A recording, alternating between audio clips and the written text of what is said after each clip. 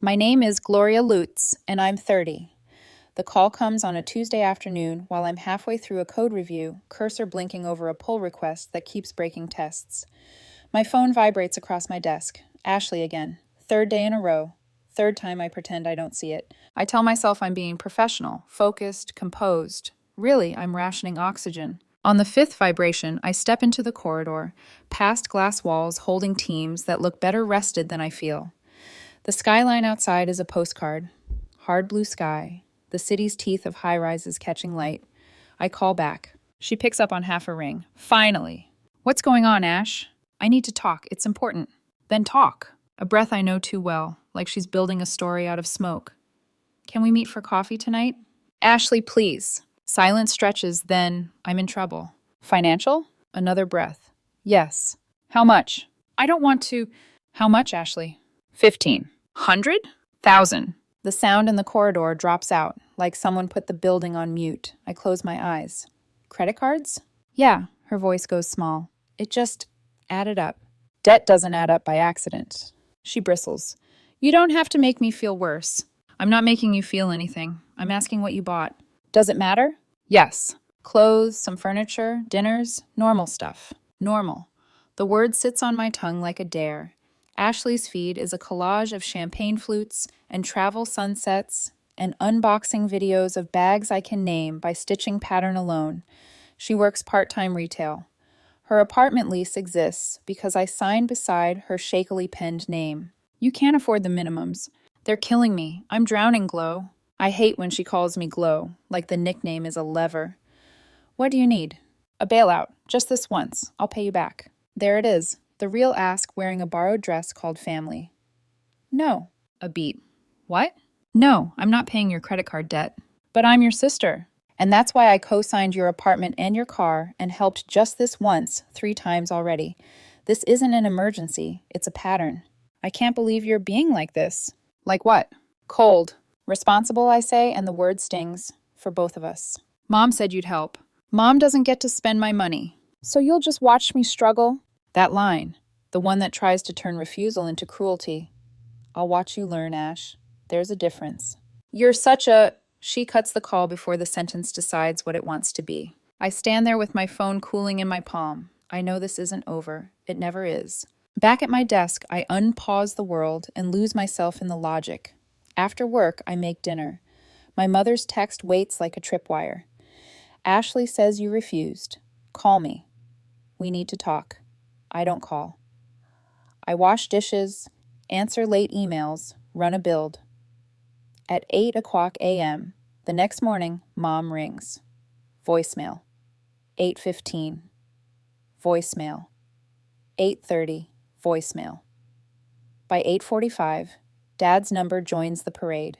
At lunch, my manager leans in the doorway. Got a minute? Sure. Corporate's opening a new office in Seattle. They want someone senior to help set it up.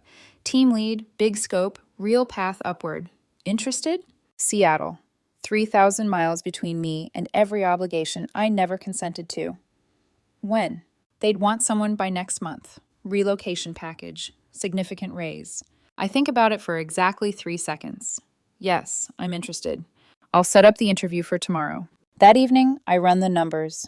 Cost of living, neighborhoods, distance that looks like freedom on a map. When I turn off Do Not Disturb, my phone coughs up 43 notifications. I scroll without reading and delete. Then Mom calls, and for reasons I don't understand until later, I answer. Don't what me, she snaps. We've been trying to reach you all day. I was working. Your sister is in crisis and you're working? Ashley made choices. She wants me to pay for them. She's drowning. In debt she created buying things she couldn't afford. That's not drowning. That's consequences. You're her sister. And she's an adult. She needs $15,000.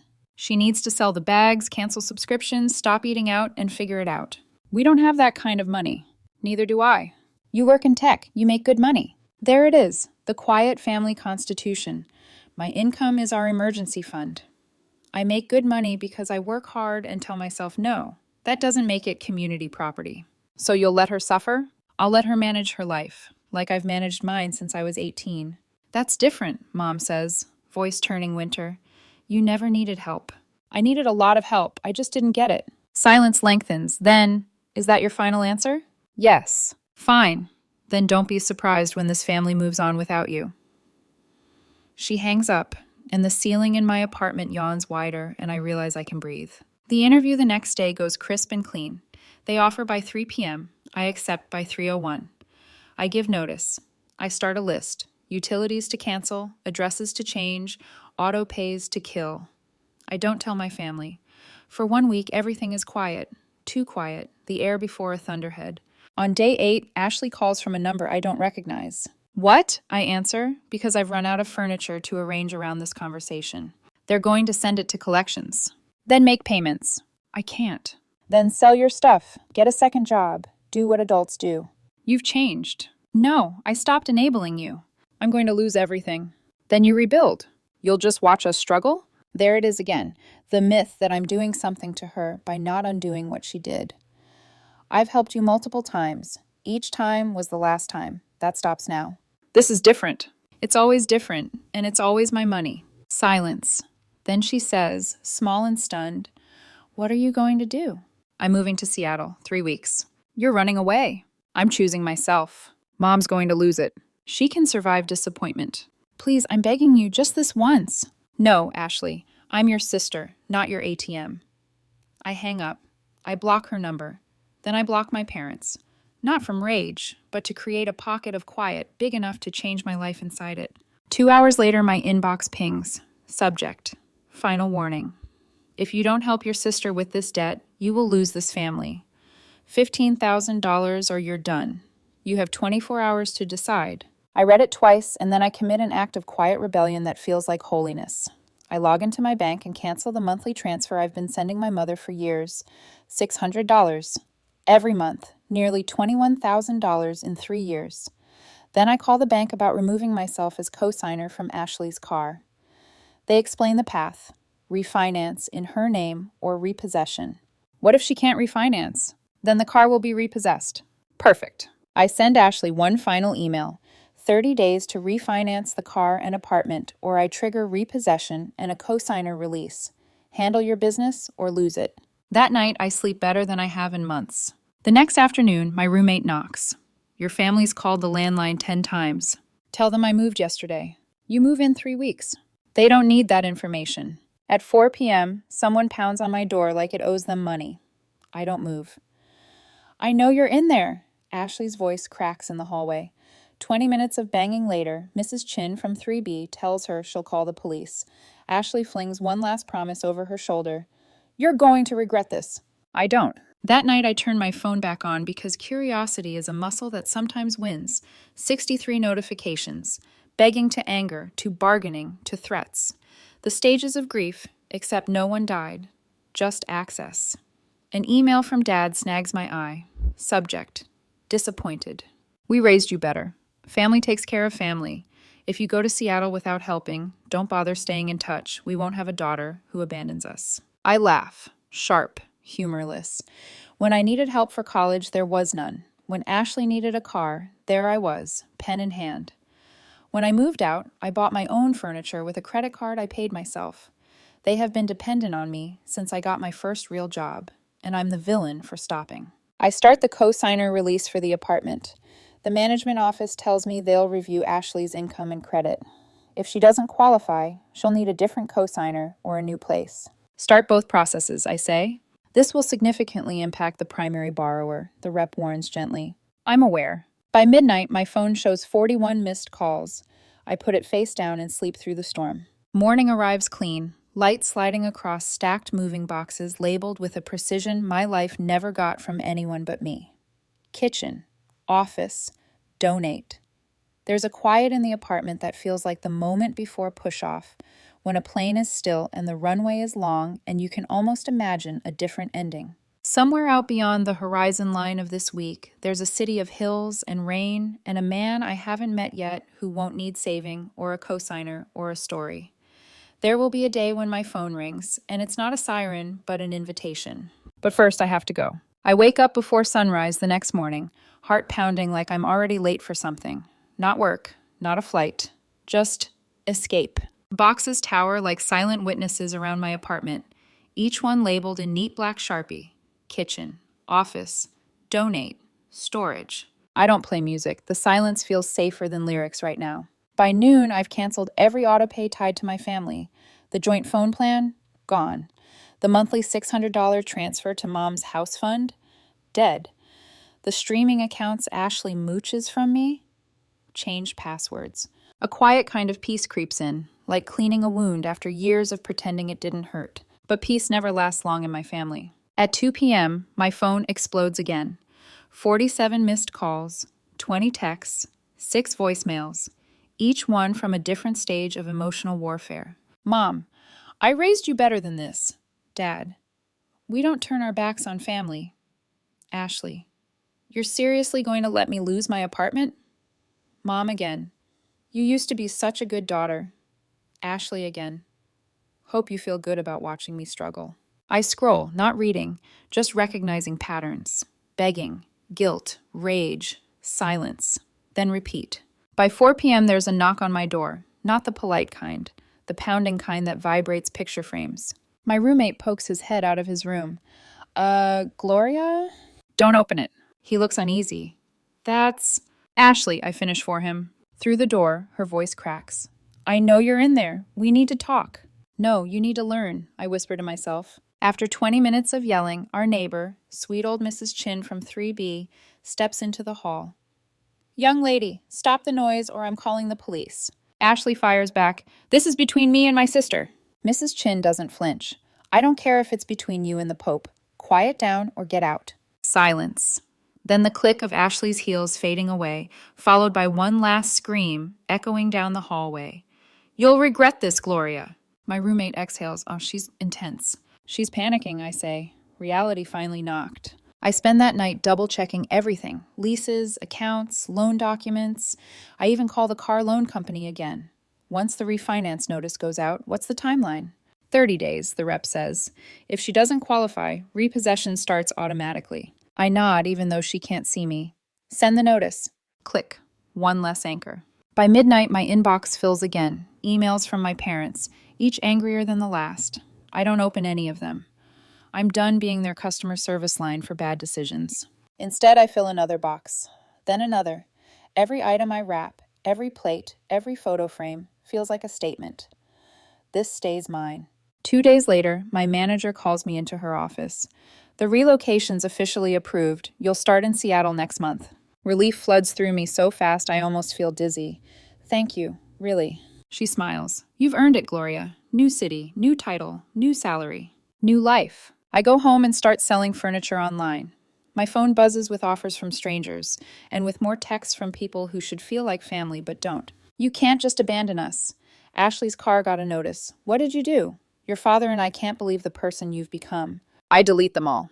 But there's one message I don't delete, a single text from Dad that reads, You think you're teaching your sister a lesson, but all you're doing is burning bridges you'll never rebuild. I stare at that one for a long time, because part of me knows he's half right. Some bridges need to burn so no one crosses back with baggage they refuse to carry themselves. A week passes, my apartment empties out. I start to feel lighter, almost giddy, but my family doesn't give up easily. At 9 a.m. Sunday morning, my phone lights up with an email. Subject, last chance. We're coming over tomorrow morning at 9 a.m. to talk sense into you. If you're not there, you're no longer our daughter. Ashley needs that money. You have it. End of discussion. I read it twice, calm as still water. Then I glance at my clock. 11 p.m. The truck is already booked for dawn. If they plan to come at 9 a.m., they'll find an empty apartment. I tape the last box shut and write fragile across the top. Maybe I'm labeling myself. Monday, 5 o'clock a.m. I wake before the alarm, heart steady. My roommate helps me load boxes into the moving truck I rented. The city still sleeps, gray and soft around the edges. When you leaving? He asks. Now. They know? They'll find out soon enough. By 6 o'clock a.m., I hand him my keys and take one last look around the apartment. Thanks for everything, I tell him. Good luck, Gloria, he says quietly. You deserve better than whatever that was. I smile. Yeah, I do. The drive out of town feels surreal. Miles of highway unwinding beneath me, the sky slowly shifting from ink to gold. At 6:47 a.m., my phone starts buzzing. Mom, then Dad, then Ashley, over and over. I don't answer. At 9:15 a.m., a text from my roommate. Your family showed up. I told them you left early. Your mom started crying. Your dad yelled. They're still outside arguing. I reply, thanks for covering. Anytime. Good luck in Seattle. By noon, I pull into a rest stop somewhere in Pennsylvania. My phone shows 47 missed calls. I screenshot it, not out of spite, but as evidence. Proof that I didn't imagine the noise. Proof that walking away wasn't cowardice. It was survival. Then I turn the phone off. The next 2 days blur together. Coffee, highway lines, motels, silence. The kind of silence that's heavy at first, then healing. When the Seattle skyline finally rises in the distance, wet, gray, alive, I feel something I haven't felt in years. Peace. I unload my boxes into a small, furnished apartment, corporate arranged. The space smells of paint and possibility. That first night, I don't unpack. I just stand by the window, watching the lights shimmer off the water. No messages, no guilt, no family debt hovering over my head. Just me. For the first time in my life, that feels like enough. Seattle rains in thin silver threads that never quite stop. 3 weeks in, I start to love the sound. Not the rain itself, but what it means. Quiet, distance, freedom disguised as drizzle. Work feels different here, cleaner. My new office overlooks the harbor, and for the first time in a long time, I don't feel like I'm constantly apologizing for existing. My manager introduces me to the team as our new senior developer, the one who keeps her promises. That word, promises, hits a nerve. Because for years, every promise I made to my family came with an invisible asterisk until you need more. 2 months pass. I fill my weekends with walks through Pike Place Market, coffee dates with coworkers, quiet dinners alone. I buy my first umbrella that isn't shared with anyone. Then one Saturday morning, while I'm waiting for a latte, a stranger leans on the counter beside me. You look like someone who's memorizing their to-do list, he says. I glance over. Tall, neat dark hair, dark eyes that notice too much. He's smiling, but not in that practiced, take-what-you-can-get way. Maybe I am, I say. Is that a crime? Not in Seattle, but it's a tragedy if that list doesn't include fun. I laugh despite myself. You a detective or just a professional meddler? Neither, just observant. I'm Daniel Hart. Gloria. He grins. Nice to meet you, Gloria who needs fun. We talk for 5 minutes that stretch into 40. He's in marketing, same building as mine, different floor. He tells me he moved here a year ago, after ending a 5-year relationship. She wanted a partner she could fix, he says, shrugging. Turns out I was her project, not her person. There's something about that sentence that sticks to me. A quiet mirror of everything I'd lived through. When we part ways, he says, if you ever want a tour guide who knows which coffee shops don't overcharge tourists, I take the napkin he writes his number on. I'll keep that in mind. Weeks pass. We start texting. Lunch turns into dinner. Dinner turns into laughter that doesn't feel transactional. Daniel doesn't ask me to fix him or fund him or rescue him. He just listens. One night, while we're sitting by the waterfront, he asks, you always keep a wall up like this? I arch a brow. Wall? Yeah. You listen more than you talk. It's like you're waiting for someone to weaponize what you say. I exhale a small laugh. You're not wrong. Old relationship, he guesses. Old family, I correct. He nods slowly, not pushing, just understanding. That night, I check my phone before bed, and there it is. An email from an address I haven't seen in 3 months. Subject, please. My stomach tightens. I open it. Gloria, your sister is losing everything. Her car's gone. Her apartment's next. You think you're teaching her a lesson, but you're destroying this family. We've always supported you, and now when we need help, you vanish. $15,000 isn't much to someone like you. Have a heart. Mom. I stare at it, reading between every line. Have a heart means give us your wallet. We supported you means we took credit for your independence. I close the laptop. I won't respond. But guilt is a ghost with perfect timing. It follows me into sleep, whispering the same lie I was raised on. Family first, even when it costs you peace. At work the next day, my manager stops by my desk. Gloria, quick question. How do you feel about leadership? I blink. Leadership? She grins. Corporate's expanding the Seattle team. We need someone to oversee the infrastructure branch. It's a big step up. Budget authority, team of 8, salary bump. When would it start? Next month, you've earned it. I manage a real smile for the first time in weeks. I'm in. She nods. We'll make it official. That evening, Daniel and I celebrate over Thai food and too much laughter. He raises his glass. To boundaries that pay off. I laugh. You make that sound like a TED Talk. Maybe it should be. People don't talk enough about the price of being the responsible one. I stare at him. How'd you get so self-aware? He smirks. Bad ex, remember? Taught me the value of saying no. His ex-girlfriend, I realize. The one who drained his savings, maxed his patience, and still made him feel guilty for leaving. He'd mentioned her name once. Mara. Now it clicks. He understands my story because he's lived a version of it. Later that night, back at my apartment, I finally opened my laptop again. New email. This time from Dad. Subject, man to woman. Gloria, I won't guilt you. I just want to talk honestly. You're right about some things. We enabled Ashley. We leaned on you too much. But you're also wrong. We're not your enemies. We're your parents. Ashley's falling apart, and watching her struggle isn't teaching her. It's breaking her. I'm not asking for money, just advice. Help us help her. I read it twice. It's the first message in years that doesn't sound like a demand, just weary honesty. And that's what undoes me. I draft a reply, delete it, rewrite it again. Finally, I settle on this. Dad, I appreciate the honesty, and you're right, you're not my enemy, but you are responsible for enabling Ashley. I can't fix that, and I won't pay for it.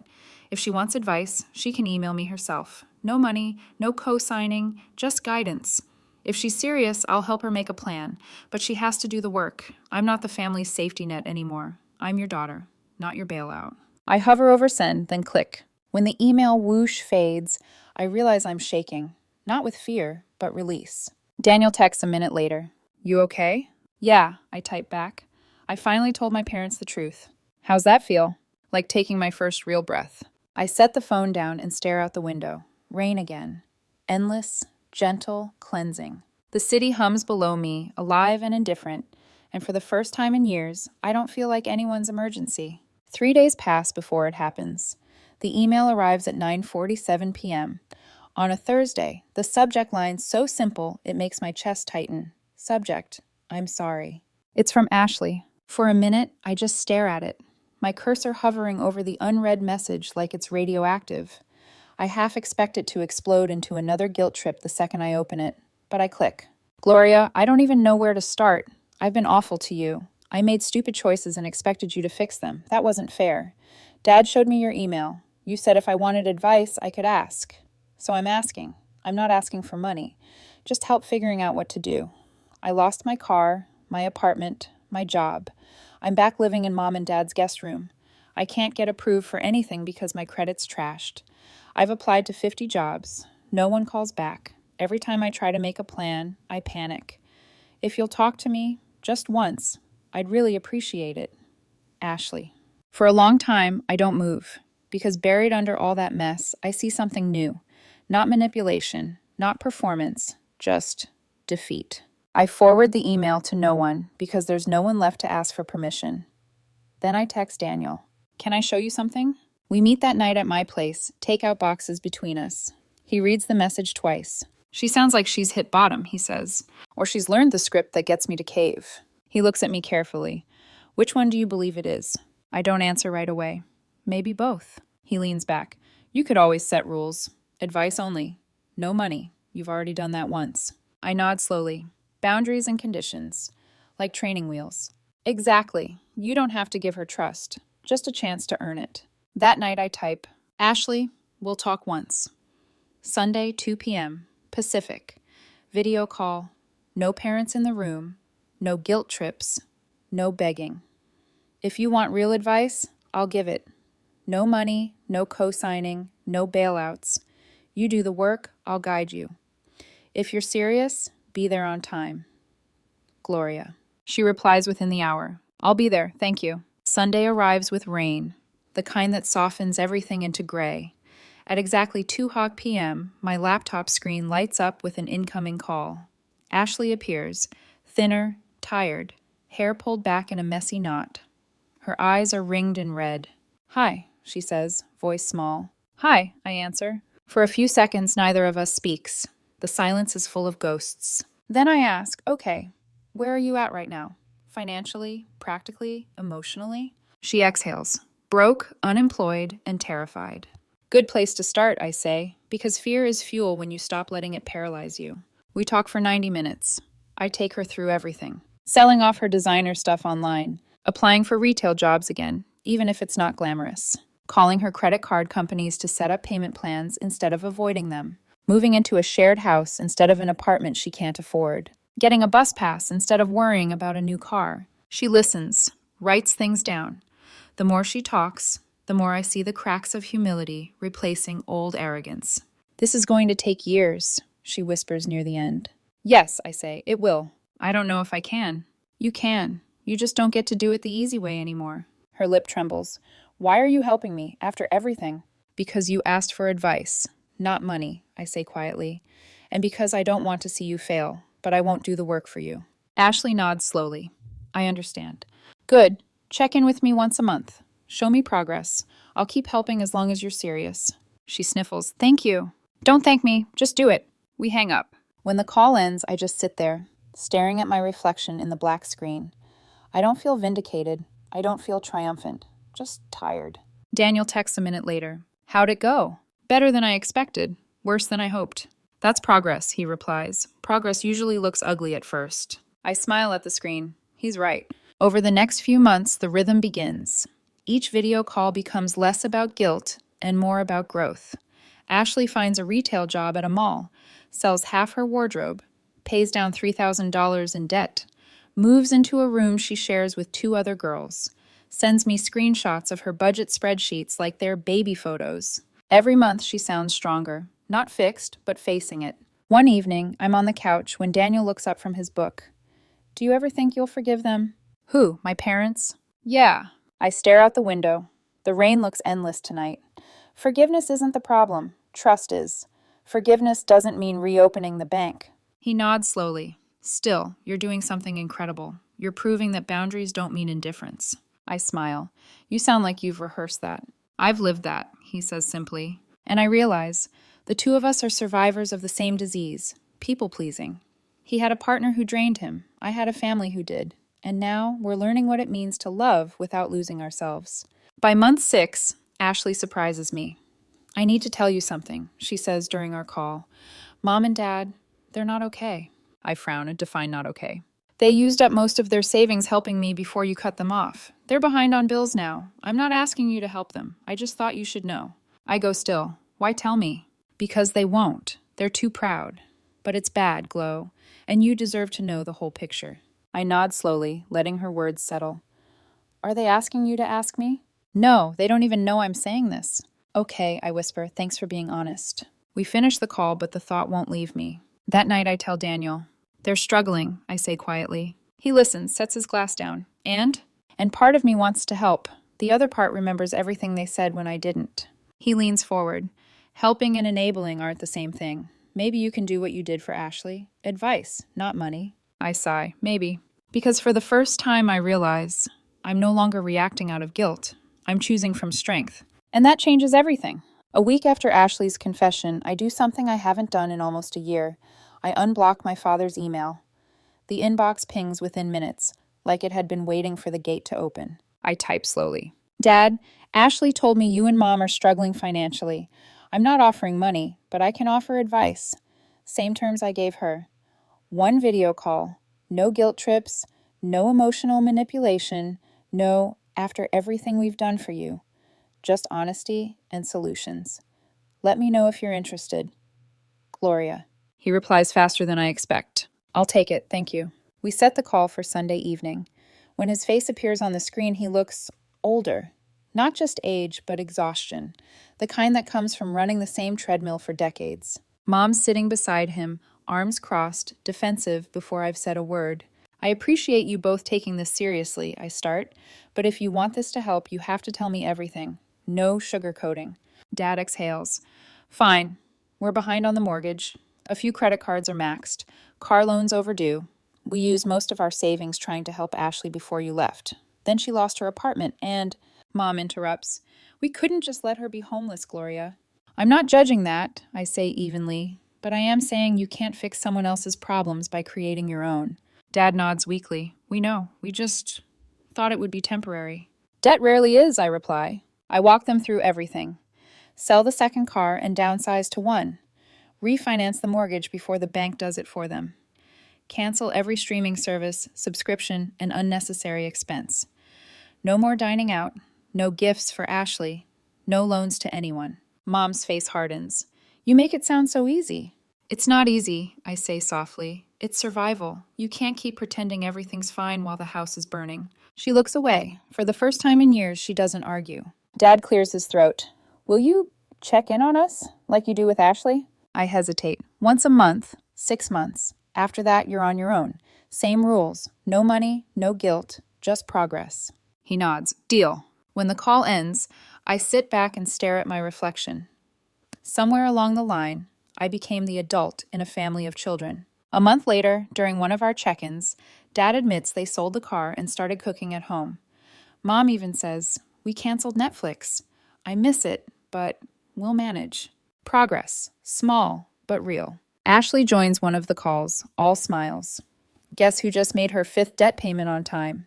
Guess who's proud of her? I shoot back. For a moment, the screen fills with something that almost looks like family. Not perfect, not healed, but human. Meanwhile, my life in Seattle blossoms quietly. Work hums like a well-oiled machine. The new infrastructure team is thriving. And Daniel, steady, kind Daniel, has become the calm anchor to my storm. One Friday night, as we're cooking dinner together, he says, So, something came up at work. I glance over. Good or bad? Good, I think. They're opening an East Coast branch, New York. They offered me a creative director position. My chest tightens. That's huge. He nods. It is, but it means moving. Oh! He watches me for a beat. Before you panic, I haven't said yes. You've built something amazing here. I'd never ask you to drop it. I swallow hard. What do you want? He smiles faintly. For once, I don't want to make the decision alone. I want to make it with someone.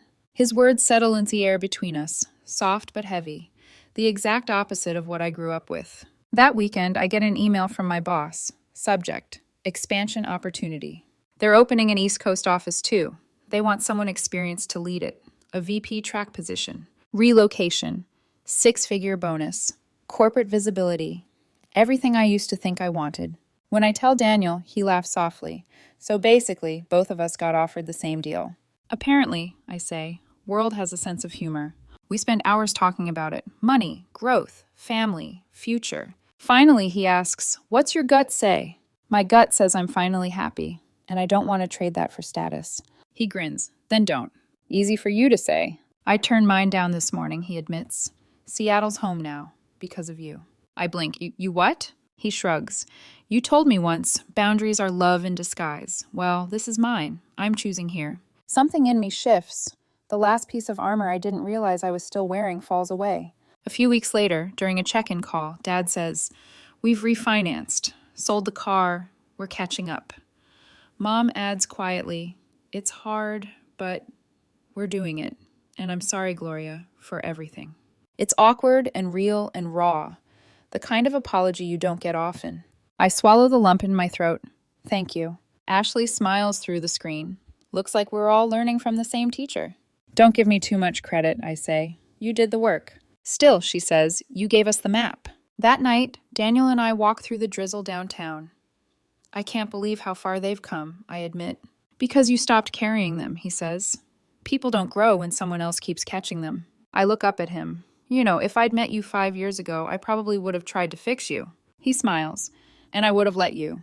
Glad we met now. He takes my hand as we cross the street, headlights glinting off wet pavement. For once, I'm not the caretaker, the provider, the responsible one. Just me. And for the first time, that's enough.